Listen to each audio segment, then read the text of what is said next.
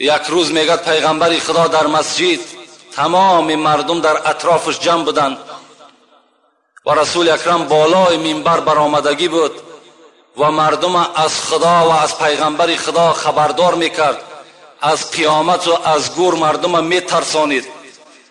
اسامه میگوید من در یک گوشه هم بودم و نگاه کردم که تمام مردم در گریه هستند، همه گریه دارد، همه از گور میترسد، از قیامت میترسند، آبهای چشمشان داشته نمیتونند. اسامه میگوید من هر چی که میکردم آبی چشمم نمیریخت. از این کردار خودم ناخوش شدم که چرا که آبی چشمی همه میریزد لیکن آبی چشمی من نمیریزد. شخصانی که زوب داره، زوبتون ورم میکنه، عصبتون دا دستوید میکنه، زود عصبانی میشه، بزار ای همین لیچنیای 2000-3000 سومانه شدین و شما یک گیاه پیشنهاد میکنیم که از 13 نمود علف تیار شدگی کاملا طبیعی و بی خیمیکات میباشه. میخواین همین چیز رو دسترس کنین. برای دسترس کردن این گیاه طبیعی در شبکه پروفیل رقم های ما میشه یا اینکه در کامنتاری زوب نویسید. مجلس تمام شد، تنها نزد پیغمبر خدا آمدم. متن حدیث هم ته هست: یا رسول الله اشکو الیک من جمود العین. اسامه میگد آمدم نزدش، گفتم پیغمبر خدا یک شکایتی دارم. گفت چی شکایت داری؟ شکایتم همین است که چشمهای من یخ کردگی هست. جمود این از کلمه یخ است. چشمهای من یخ کرده است، هر حرکتی که میکنم از داخلش آب نمیبراید. رسول اکرم چی حالت باشد؟ پیغمبر خدا چیکار کردن؟ میگد اسامه میگد وضع یدیه علی صدری، دستش میگه پیغمبر خدا آورد بالای سینه من دا گذاشت و چی گفت؟ گفت اخرج یا عدو الله، ای دشمن خدا از دل اسامه بیرون شو.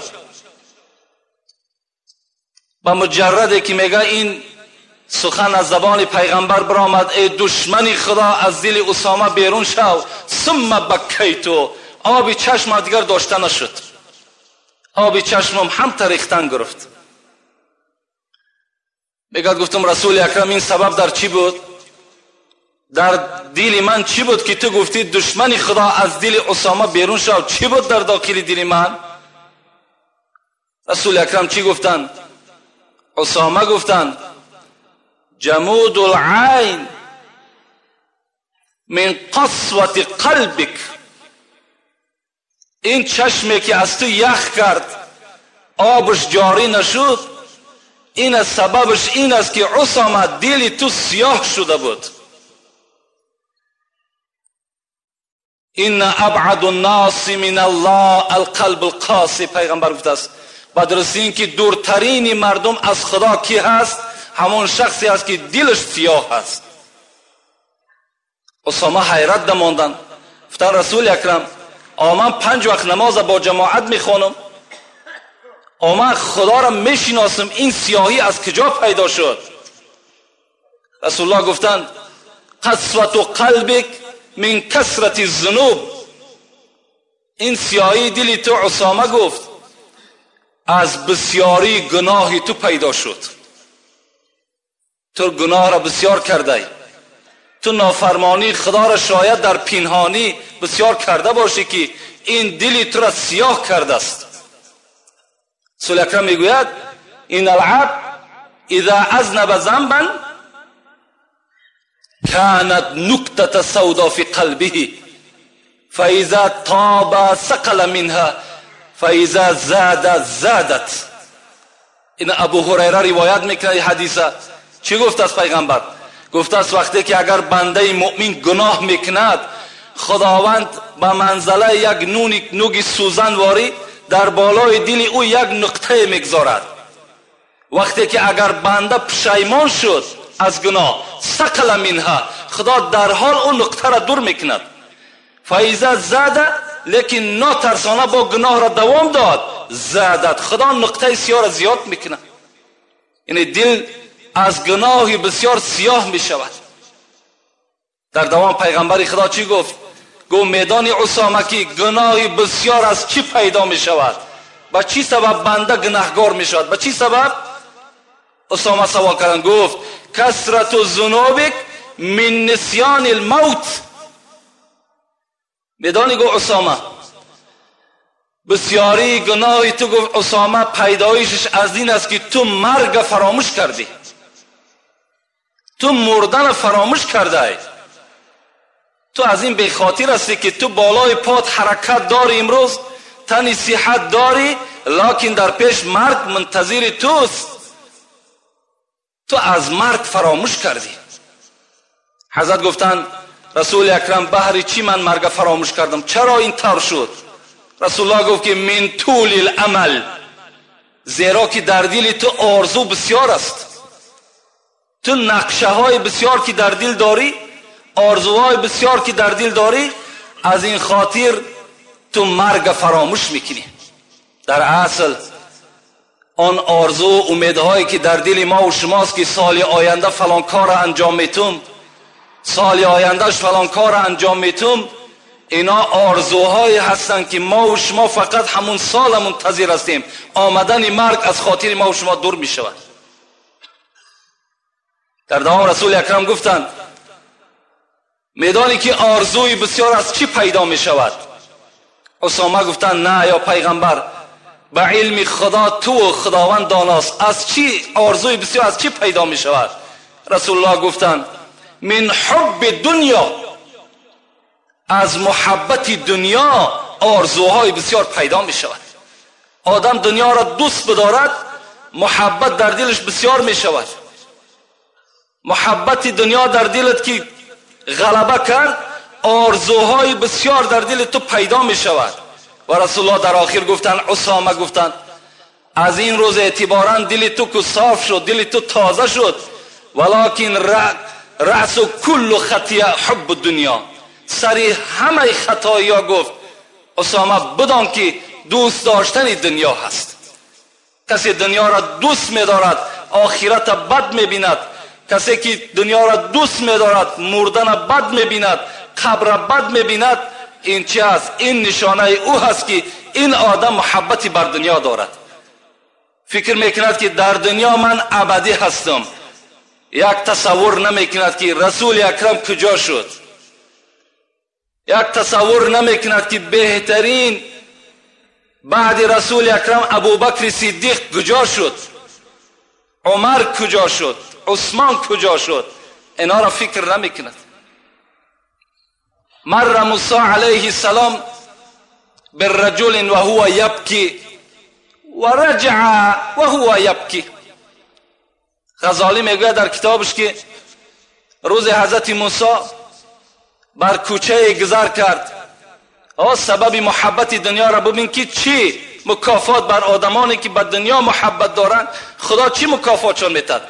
حضرت موسی میگه گذر کرد بر یک کوچه، نگاه کرد یک جوان بچنان گریه دارد، بچنان گریه دارد. موسی در حیرت ماند که این چی گونه بنده گناهگار باشد. رفت میگه، بعد از بین ساعت گذشت، موسی باز بر همون راه گشت، نگاه میکند که باز همون جوان در گریه هست. حضرت گفتن الهی عبدک یبکی من مخافتک. خدایا گفت این بنده را من نگاه کردم ساعت هاست که گریه میکند، این بنده تو از تو میترسد، خدایا مغفرتش کن. لکن از جانب خدا چی آمد؟ موسی لو سال دماغه مع دموع عین و رفع یدیه حتی یسقطا لم اغفر له. موسی گفت اگر همین بنده که گریه دارد اگر چنان گریه کند که چشمش قاق شود، چنان گریه کند که از سیلابه آبش همین بینیش شسته ببرد، چنان گریه کند و چنان دستهاش بردارد که دستهاش از ساعتهای دراز قاق شود لم اغفر له، او را من مغفرت نمیکنم. موسی در حیرت ماندند الهی این چگونه گناهگار باشد؟ خداوند گفت این گناهگاریش همین است که هو یحب الدنیا، این دنیا را دوست می‌دارد. این دست‌های برداشته‌اش، چشم‌های پری آبش، اینوش که عبادت است، لیکن در دلش محبت دنیاست. لم اغفر له، من را مغفرتش نمیکنم. این سبب چی است؟ سببی که محبت دنیا در دل ما و شما جایگیر می شود. جبرائیل خدا روان کرد برای نوح. حضرت جبرائیل آمدن، حضرت نوح در بیابان بودن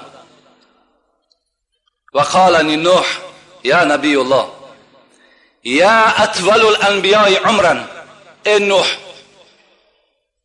تو از همه درازترین از روی عمر در بین پیغمبرها تو هستی. 1050 سال عمر دیدی، تو از همه در عمر دراز در تو بود. کیف وجدت دنیا، کیف وجدت دنیا، بر من یک قصه کن که تو 1050 سال زندگی کردی، این دنیا را چگونه یافتی؟ قال یا جبرائیل وجدت دنیا کدار لها بابان دخلت من احدهما و خرجت من الاخر. یا جبرائیل گفت من دنیا را گفت به منزله یک خانه که دو در دارد، به همون منزله یافتم. از یک در داخل شدم، از در دیگر بیرون شدم. 1050 سال گفت به همین منزله یافتم. بین 1050 ساله به منزله یافتم که از یک در داخل شدم، به در دیگر بیرون شدم. خدا رحمت کند مولوی را میگوید به وقتی قبض گفت عزرائیل ای نوح کشم از قالب تو این زمان روح، چی دیدی در جهان از عشرتی خیش؟ تو چی دیدی؟ گفت چگونه یافتی این داری دون را که دیدی بزم و چرخ و نیلی گون را؟ مولوی میگد حضرت جبرائیل سوالش کرد دنیا را چگونه یافتی؟ تو گو یک تبدلات دنیایی را دیدی، دنیا یک بار زیر آب ماند، چگونه یافتیش؟ حضرت چی گفتن؟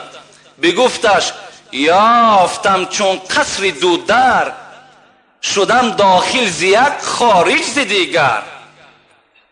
ندیدم هیچ چیزی را به عالم، نخورده خشک و لب زین پاک کشیدم. به دستم از گرفتن نیست رنگش، به دندانم ز خوردن نیست رنگش. گذشت چون خواب چون خیال، به خاطر نیست جز رنج و ملال.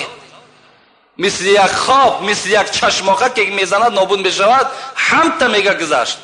بغیر رنج بغیر مشقت هیچ چیز در خاطرم نیست. همین دم دانم و این سختی جان، با فضل حق شود این مشکل آسان. همین زمانی که الحال تو آمدی و جبرائیل و عزرائیل می آید قبض جان من میکند، در همینش من در اضطراب هستم که چگونه جان من بر حق تسلیم میکنم. همینش البته پیش راه مرا گرفت است. دیگر دنیا در نظر من هیچ چیز چگونه گذشت خود درک نداشتم. از این خاطر مولوی میگد نظر اول به حال پیش و پس کن، پس از وی دولتی فانی هوس کن. اول یک گرد اطراف تماشا کن، یک تاریخ دنیا را بخوان، بعد از آن محبتی بر دنیا میبندی یا نمیبندی این به عقل تو وابسته است. اعوذ بالله من الشیطان الرجیم. بسم الله الرحمن الرحیم. البته این پیش سخنی که بر شما کردم این درباره آن است که ما و شما امروز کار دنیا، مشغولیت دنیا ما و شما را به خودش مشغول نکند، ما و شما را به خودش جلب نکند. بلکه ساعت عبادت خدا را ما و شما فراموش نکنیم. در اون ساعتهایی که عبادت خداست ما و شما مشغول کار دنیا میشیم. این دنیا همان دنیایی هست که تمام پیغمبرها را نوبت به نوبت چکار کرد؟ جواب داد. تمام عزیزان خدا را جواب داد. بر هیچ کدام او رحم و مشقت نکرد. این هم تا دنیا هست. رسول اکرم میگه لو تعدلوا مثل جناح بعوضة ما سقا کافرا منها شربة ما. خدا میگه که همین دنیا بچنان یک مخلوقی بد دیده شده است در نظر من که اگر همین دنیا قدر یک پری پشه در نزد من قدر می داشت، این کافرایی که امروز منکر خدا هستند، منکر قرآن هستند، من نمیگذاشتم که اینها یک قطره آب از این دنیای من بخورند.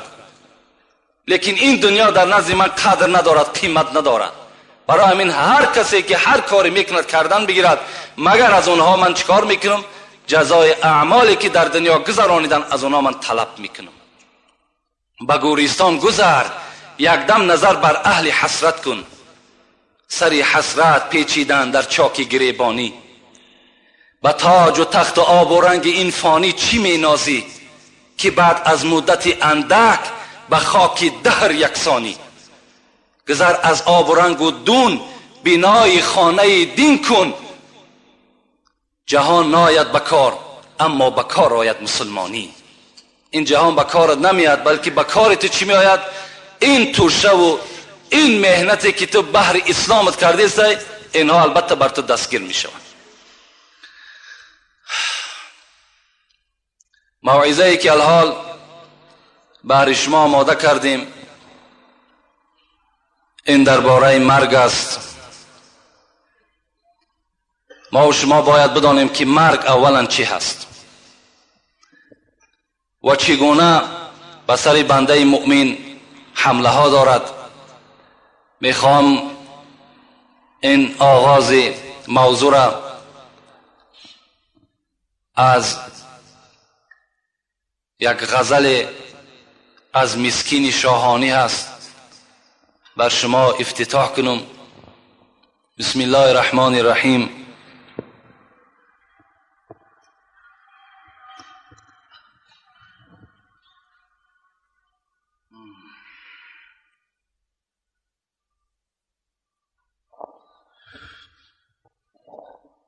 این سینه ها بریان گشت از دست کی؟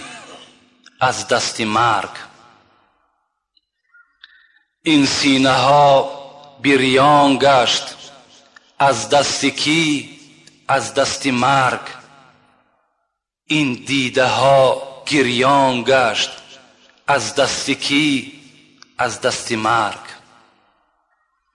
ما را غضب کرده خدا، ما را غضب کرده خدا، از دوستان خود جدا.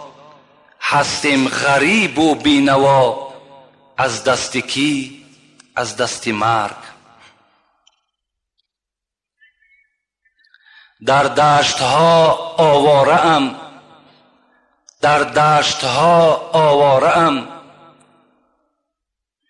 چون غنچه صد پاره ام، خود بنده بیچاره ام از دست کی؟ از دست مرگ. من زهرها نوشیده ام،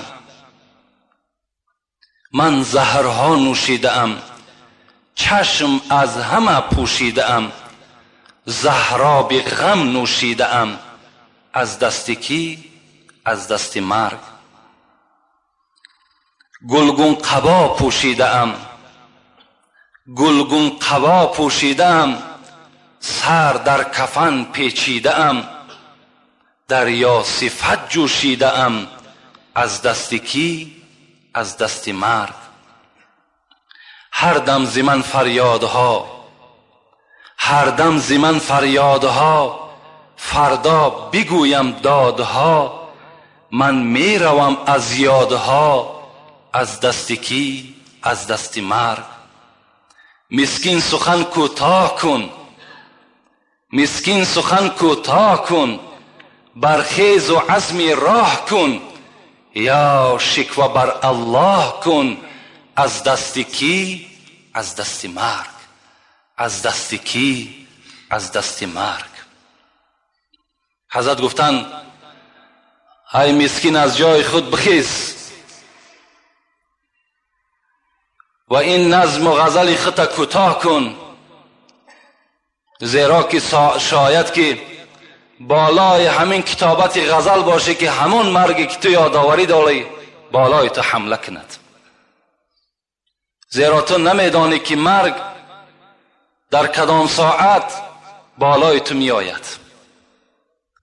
البته به البته بچه عمر عبدالله خدا رحمت کند، عمر با همراهی این بچهش اخذ رسول الله صلی الله علیه و سلم بمنکبه، روز رسول اکرم از سر شانه من داشت و چی گفت؟ و قال یا ابن عمر، ای بچه عمر، کن فی الدنیا کأنک غریب او عابر سبیل. بچه عمر، من بر تو نصیحت میکنم. نصیحت من همین است که در دنیا مثل غریب باش او عابر سبیل، یا مثل که یک آدمی که از راه گذرانده هست و میرود راه را تمام میکند، مثل همون باش. در دنیا خطا یا رونده راه حس کن یا مثل یک غریب حس کن. حضرت وقتی میگه این نصیحت من گرفتم و کان ابن عمر، و دائم همین بچه عمر چی میگفت؟ مردم میگفت اذا امسیت فلا تنتظر صباح و اذا اصبحت فلا تنتظر مساء. ای مردم، من از پیغمبر خدا یک نصیحتی گرفتم که بر شما خلاصه او را میگم. خلاصه این نصیحت پیغمبر این است که اگر شما در بیگاهی قرار داشته باشین، نفس خودتان تا سحر مهلت ندین. اگر بیگاه شما زنده باشین، شما 100% باوری نکنین که شما تا سحر زنده میمانین، همچنان باوری در دلتان پیدا نکنین. و اذا اصبحت، وقتی که اگر سحر شد تو از خواب خیستی، فلا تنتظر مساء، تا بیگاهی را جان اخت مهلت نتی، تا بیگاهی را باور نکن که من زنده هستم، بلکه چیکار کن؟ خذ من حیاتک لموتک و من صحتک لسقمک. حضرت نصیحت کردن ما و شما را که از این خاطر این حیاتی که بالاش مرگ هجوم دارد از دست شما میگیرنش، از این خاطر برای روز مردنتان این حیات غنیمت بشمارین. و این تن صحتی که قدم زنان به مسجد دوان می آیین، این تن صحت هم غنیمت بشمارین برای روز چی؟ برای روز مرگتان. از این خاطر مسکینم گفتن تیزتر غزل بود کن، شاید که این مرگ نامعلوم است که این ساعت بالای من میاد یا ساعت دیگر. مرگ خود چی معنا دارد؟ مرگ در قرآن به نام موت ذکر می شود که ترجمه فارسی زبان ما و شما موت این خود مرگ می دهد. مرگ چی معنا دارد؟ مرگ معناش همین است هر جا که سری خدا پیش کرد، اونجا بالای چیزی که اگر هجوم کرد اون چیز ناپدید و اون چیز از بین دور می شود. این مرگ هم مخلوقی هست که اگر بالای ما و شما که هجوم می کرده است، ما و شما را ناپدید و از بین می برده است. این معنای موت است، این معنای مرگ است. خدا در قرآن شاید 10 جا، شاید زیاده از 10 جا بر ما و شما تذکر می دهد، به ما و شما یادآوری می کند از موت. که من اولا افتتاح سخن می خوام از ترجمه آیت ها بر شما برسانم. نظر به سوره عمران میکنیم. آل عمران. اعوذ بالله من الشیطان الرجیم. کل نفس ذائقة الموت. تمام آن چیزی که صاحب روح است، صاحب جان است، صاحب حرکت کننده است، خواه از جنس آدم است، خواه از جنس جین است، خواه از جنس فرشته است، عاقبت مرگ را می چشد. این یادآوری خداست بر ما.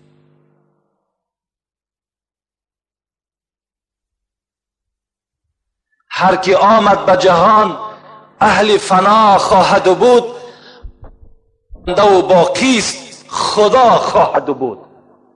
بجز خدا دیگر هیچ ذی روح در روی دنیا باقی نمیماند. فقط و فقط دنیا از خدا بود و باز به سوی خدا رجوع میکند. سوره نحل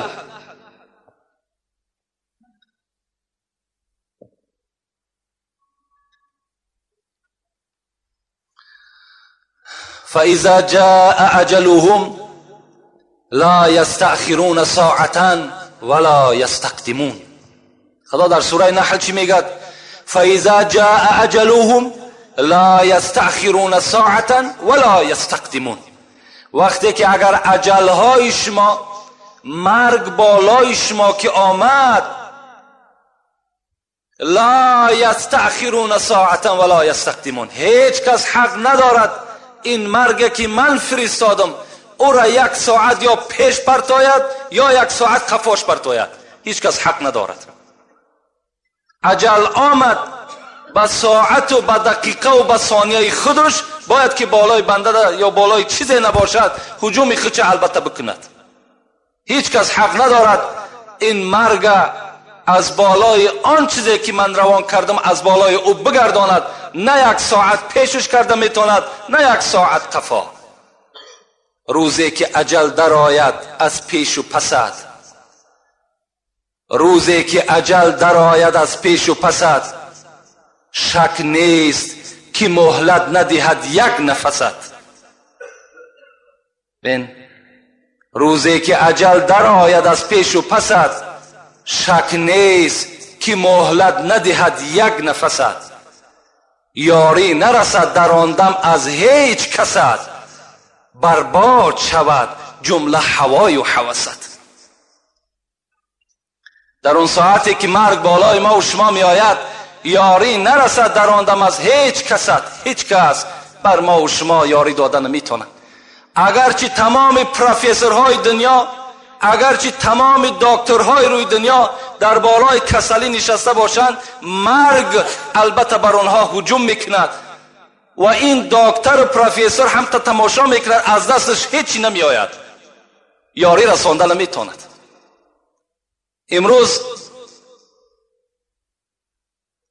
مردم برای آنی که از مرگ بگریزند لازم شود به مسکو، لازم شود به اسرائیل و دیگر جاهایی که بهترین طبابتچی ها هست بر اونجا رفته میرسند. بهر چی؟ بهر معالجه درد. اگر او درد مرگ باشد، از اون جانب به همون اسب چوبین گشته می آیند. اونجا مرگ هست، در اونجا مرگ ما و شما را می یابد. خدا در قرآن چی می گوید؟ این تکونو یدرکم الموت ولو کنتم فی بروج مشیده. در کجایی که نباشید ای بندگان من، مرگ شما را می یابد، اگر چند که شما در قصرهای مستحکم هم که بدروید. ولو کنتم فی بروج مشیده، اگر قصرهای مستحکمی که به منزله نوک سوزن سوراخی نداشته باشد، مرگ آنجا داخل می شود. مرگ در آنجا شما را البته می یابد. از مرگ گریز نیست. در دیگر جای قرآن سوره جمعه خدا چی می گوید؟ قل این امر به سوی محمد بود صلی الله علیه و سلم. ای محمد قل ان الموت الذي تفرون منه فانه ملاقيكم ثم تردون الى عالم الغیب والشهاده فینبئکم بما کنتم تعملون. چی گفت محمد؟ گفت بر این مردمی که از مرگ میگریزند بگوشان. چی بگوشان؟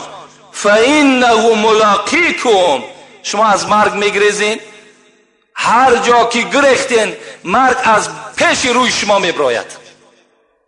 هر جا که میخواین روین مرگ از پیش چشم شما میبراید.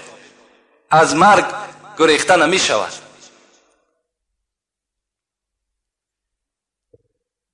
دیگر آیت قرآن سوره منافقون: استعیذ بالله ولا تدری نفس ماذا تکسب غدا ولا تدری نفس بأی ارض تموت. صدق الله العظیم. خدا چی میگوید؟ ولا تدری نفس ماذا تکسب غدا.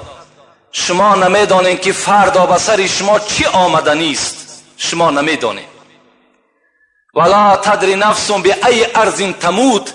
شما نمیدانید که در کدام سرزمین شما جان به حق تسلیم میکنین. اینش هم شما نمیدانید. در کجا شما وفات میکنین هیچ کس نمیداند. تو نمیدانی که در خانه نزد فرزندات وفات میکنی.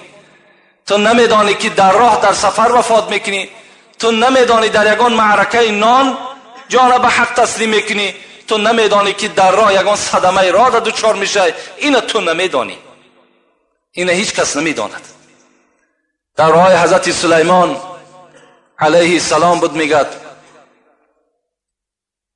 این جوان خود از مصر بود، لیکن در کدام سرزمین خدا جانی او را گرفت. در راه حضرت سلیمان بود میگد یک جوان نزد حضرت سلیمان آمد.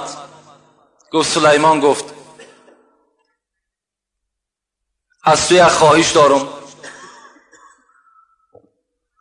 وقتی که میگد این جوان داخل خانه سلیمان شده بود، نزد پهلوی سلیمان میگد عزرائیل برای زیارت سلیمان آمده بود. وقتی این جوان داخل شد و نزد سلیمان نشست و این عزرائیل میگد به این جوان چنان به یک شدت سخت نگاه کرد و بعد زمان رخصت از سلیمان گرفت و گفت من بدتر تر زیارت میکنم و میگه عزرائیل ناپدید شد. این جوان میگه با سلیمان گفت این گفت بر من بسیار با یک شدت سخت نگاه کرد که در وجود من لرزه و ترس پیدا شد. سلیمان گفت من یک خواهش دارم. من گفت شهر خیتای میرم، به نیت تجارت رفته ایستادم. همین باد امر کن که مرا برده بر همونجا برساند. زمانهای سلیمان خداوند میگوید در قرآن که تمام باد، تمام شمال، تمام جین و پری و دیو همه در زیر همین اطاعت سلیمان بود. میگوید حضرت سلیمان امر کرد باد را، مثل که امروز خیلی که یک سمالیات یک آدم به یک جای دیگه برده میرساند. این کار باد هم همین بود که انسان میگرفت بر کدام مکانی که میخواست برده میرسانید. میگه این جوان گرفت برده در شهر چین همون خیتای رسانید و گشته آمد و در زمان میگه عزرائیل نزد سلیمان حاضر شد. سلیمان میگه پرسانش کردم عزرائیل این جوان چی اینقدر تو به شدت نگاه کردی؟ میگه عزرائیل گفت من در حیرت ماندم. مرا خداوند روان کرده بود بهر ان همین جوان که جان ای را تو در خیتای بگیر. وقتی من نزد تو آمدم ای را دیدم در حیرت ماندم که آخر باید جان ای را خداوند امر کرده بود در خیتای بگیر. این در اینجا هست. لکن امر خدا که بود من در خیتای رسیدم، با مجرده که در اونجا ایستادم باد همین جوان به پیش من آورد. من جانش در همون موضع گرفتم، پس گشته پیش تو آمدم. بین این همون آیتی هست که این تکون یدرکم الموت. در کجایی که نباشید شما، مرگ شما را البته مییابد. ولا تدری نفس به ای ارض تموت، در کدام سرزمین شما جان تسلیم میکنید شما این نمیدانید. این جوان اگر میدانست که جان او را در همون چین میگیرند، او به چین حرکت نمیکرد، همون نزد پدر مادر خود میستاد. لیکن انسان نمیداند خود به پیش عجله دوان چکار میکند؟ میرود. یک جوان دیگر بود، میگد دائما دعا میکرد اللهم اغفر لی ولی ملک الشمس، خدایا مرا و ملائکه آفتاب را خدایا مغفرت کن. دائم میگه دعاش همین بود. البته ماهتاب هم به خود ملائکه های دارد، شمال هم به خود ملائک دارد، رزق رسان خداوند هم که باشد خدمتگارهای و ملائکه ها هستند. آفتاب هم به خود گرداننده آفتاب هم خداست، لکن این هم به واسطه ملائکه ها می شود. میگه دائم دعا میکرد که خدایا مرا و همین ملائکه‌ای که وابسته به همین آفتاب است همین را مغفرت کن. دائم میگه دعاش همین بود. باره میگه همین جوان دعا کرد که ای خداوند، همون ملائکه آفتاب چی خوب می شود که مرا به نزد خود برد تا که من از همون بالا یک عالم زیبایی را نظر کنم.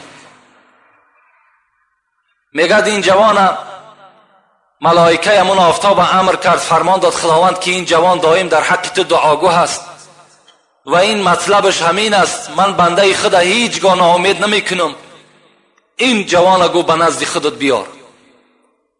این صاحب دقایق میگوید، میگد وقتی که ملائکه آفتاب میگد راز دل این جوان اجرا کرد و آوردش میگد بر بالای همون آفتاب، این جوان میگد از این ملائکه آفتاب پرسان کرد که ای ملائکه آفتاب چی خوب میشود که رفته همین عمر مرا پرسان کنی که چی مقدارش مانده است. میگد این ملائک نزد همون ملائک صاحب همین موت ملک الموت آمد و گفت فلانی جوان، گفت عمرش چند باقی مانده است؟ گفت و عمرش گفت بسیار طولانی است، بسیار دراز است. گفت چی مقدار دراز است؟ گفت اگر تا وقتی که همون جوان آمده در همون کرسی تو نشیند جان او را خدا قبض نمیکند. این ملائک میگه گفت الحال در کرسی من نشسته است. گفت نماینده های من خود جان او را قبض کردن. بین نماینده های من جان او را الحال قبض کردن. یعنی خداوند ببین که دعا میکنی خود بر جایی که مرگ لازم است به همون موضع میره، در همون جا جان تو را میگیرد. یک سحر از برنامه شارقه که یک ساعت موعظه میکنن با زبان فارسی، در همون جا یک مرد یک عجیب حکایه کردن، اونم میخوام همین باعث موضوع ما و شماست. میگد این حادثه در من رخ داد. یک روز میگد من به طرف ریاض میگد بلیت سمالیات داشتم، خواستم که طرف پایتخت همون ریاض برم.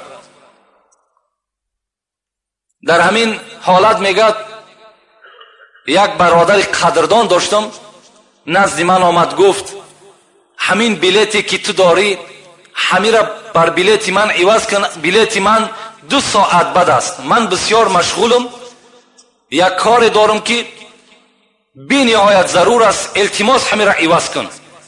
میگه آمده عوض کردیم، او کس در جای من رفت، من بلیت او را خریدم. وقتی اونا پرواز کردن میگه در نیمه راه بودن که سمالیات چون ترکیش شید. بین سمالیاتی اونها گفت ترکیش شید، همین بلیتی که من در همون باید که پرواز میکردم همین آمد آدم آمد از من زاره و تولا قطعی همین بلیت از من خرید که من سراسیمتر هستم، من کار دارم، من مشغول هستم. مرگ بین چگونه میکشه انسانه. رفت میگه در بین ترکی شد، اونا همگی همه هلاک شدن، من در قدرت خداوند باز هم تسلیم تر شدم. چه روز است روزی مرگ ای آدمی ذات، چه روز است روزی مرگ ای آدمی ذات، نسازی چون از آن روزی تبه یاد.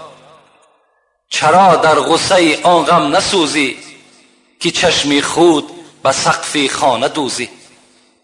نفس در غرغره حال دیگرگون، تو دانی و خدا حال ای جگرخون. غمی جان خوردمی ای غفلت آهنگ، مزن در شیشه ایمان خود سنگ. حضرت مولوی میگوید دائما در یاد مرگ باشید، مرگ هیچگاه از پیش چشمتان دور نبینین. رسول اکرم حدیث را میگوید که خرج رسول الله صلی الله علیه و سلم الی المسجد، یک روز پیغمبر خدا به سوی مسجد میگه میرفت، فاذا قوم یتحدثون و یضحکون، نگاه کرد که همه امتش در قد راه یک جمعیت کلان شدند و چه مسئله را بلند بلند گپ میزنند و یضحکون میخندند. رسول اکرم میگه نزدیک شد، گفت